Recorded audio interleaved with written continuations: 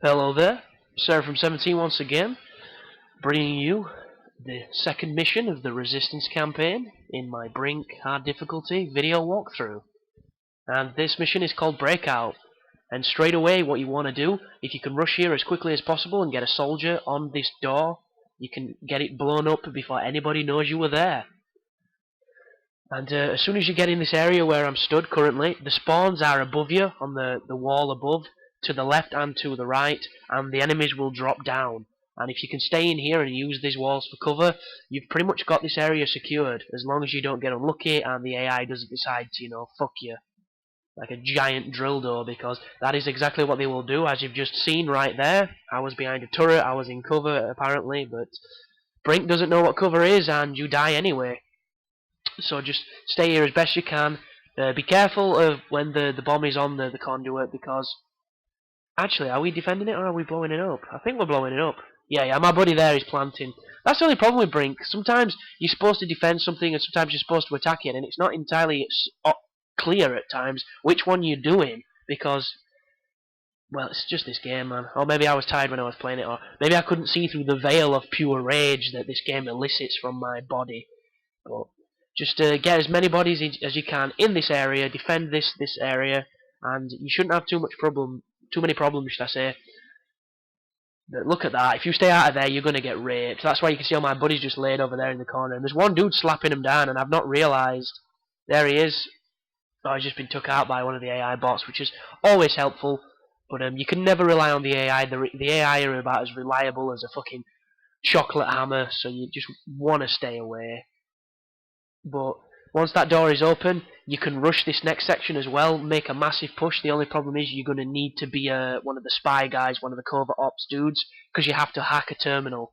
And if you run along here, there's a turn off to the left before you go into the area that you need to hack, and you can change your class at one of the stations. Excuse me. I've been feeling shit as fuck after last night. I don't even know what I did wrong.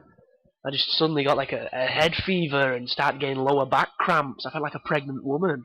Sucked some rape dick, but feeling a little bit better now. Just got a little groggy and a bit of a sore throat, but I'll plow through it and do this stuff because this is more important than me whining about how ill I am. So there you can see there's two of my guys already on that, hacking the terminal. We're 40% way through.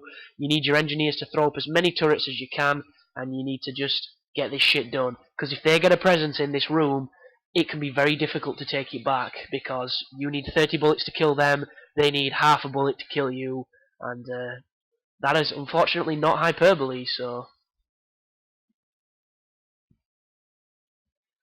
just do your best. That was the thing that always confused me on Mission Impossible 2 as well, because the first one made this big fuss about, the face maker, where they could put someone else's face onto somebody's, using prosthetics and makeup, and you looked exactly like them. The thing that always made me laugh is they all adopted the same body type and the same voice, and obviously it's because the actor who they're pretending to be actually played that role to save on all the fucking prosthetics. But from a from the plot standpoint, it's like, how the hell did they imitate the voice? Because you never see them move like a microphone from the throat or anything, unless you're talking Face Off where they had one implanted. But I'm screaming bullshit on that, because the more you started looking into the plot of Face Off, the more you realised that it was logically absurd. And then you start thinking, why the hell am I looking at this film so damn hard instead of enjoying the fact this dude's got 2 pistols and he refuses to die? But now we've got to escort the passcode, and this is a really, really difficult objective. These are the worst kind of objectives on the game. The one where you have to carry that stupid fucking suitcase into their spawn and run it through. It's just awful. It really is.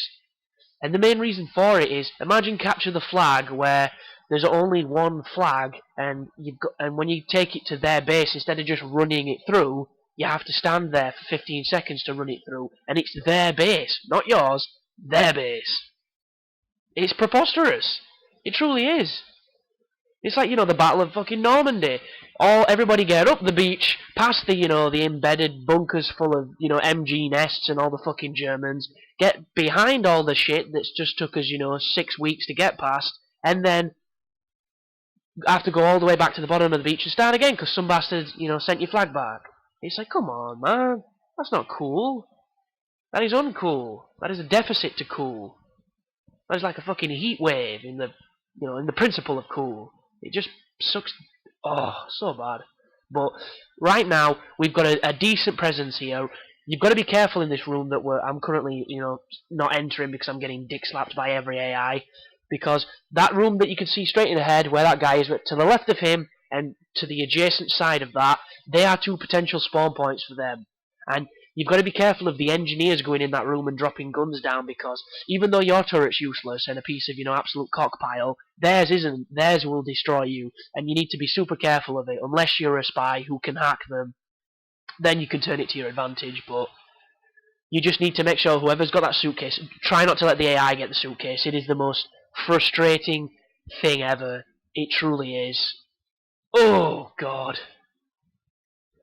It really is bad. You want to avoid the AI, and right there, I play the hero, the AI dies, I pick up the case, and I run it through the machine, and we do that section to the level.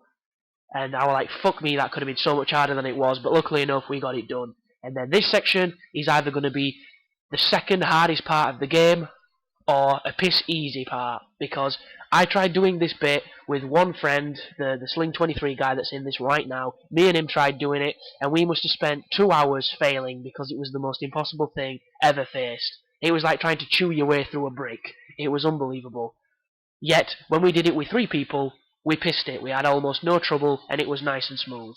I don't know if it's because we were pretty much all medics, and we were just, balls to the wall reviving the dude or what, but it goes a hell of a lot smoother. And right now, this is me trying to clip some easy kills.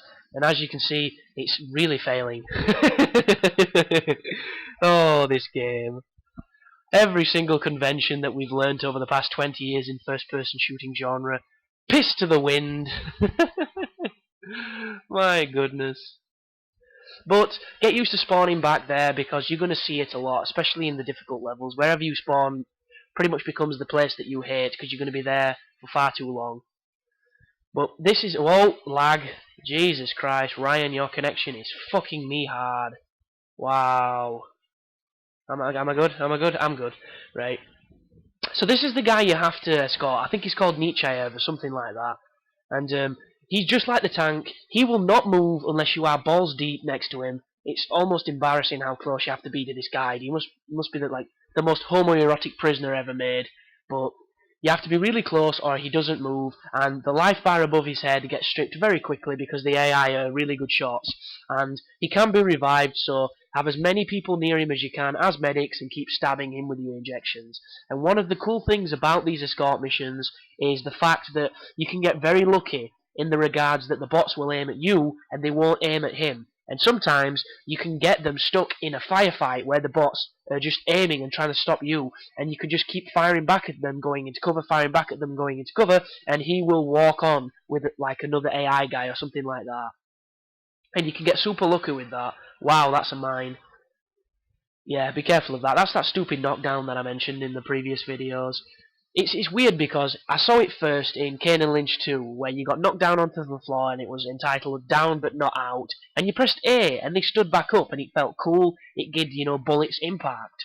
On this game, you get knocked down, there's no button prompt, you just sit on your ass wondering what's just happened. It's fucking ridiculous, and right now I'm getting railed. I'm trying to get into some cover, my energy's not quite revived, that's why I can't get my buddy up, so I'm just waiting for that red bar to go white. As soon as it's white, I'm going to throw him a syringe. There you go, dude. Get you set up, let's fucking do this. And just keep laying down, covering fire, keep shooting as best you can. Just push everybody forward and be careful up here, because look at that, they've laid a turret already, and the computer are so cheesy with those turrets, it's unbelievable. And this is their spawn, effectively. The doorway that's red there, and the doorway to my left, they are the two areas that they're going to come from, and they are the two really, really bad areas, so you need to be super careful here. You'll notice I'm using this piece of concrete as cover, and Nietzsche is still walking onwards, which is awesome. Someone's behind me, you don't stand a chance. And they killed me with the TMP, or whatever it's called on this. It's probably called fucking, the Tampon 911 or something on here. But as soon as he gets anywhere close to that spawn, you need to start bombing it. You really do need to start bombing it.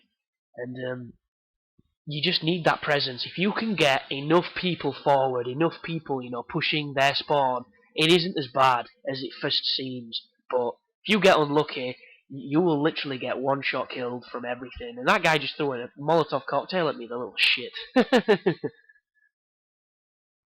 But just keep cleaning them up. This is the ACR that I'm using here, effectively. It's the Gerund AR, and I'm trying to revive my buddy through that little gap in the concrete, but it won't let me, and I'm tempting fate there because there's two of them over, but they weren't shooting anything near me, so I got really lucky then. They were too busy focusing on Al Boo, or whatever he's called. And right now, we're not quite sure where the guy is we're supposed to be escorting, but he's obviously around here, and this is... Oh, he's there, he's just down there.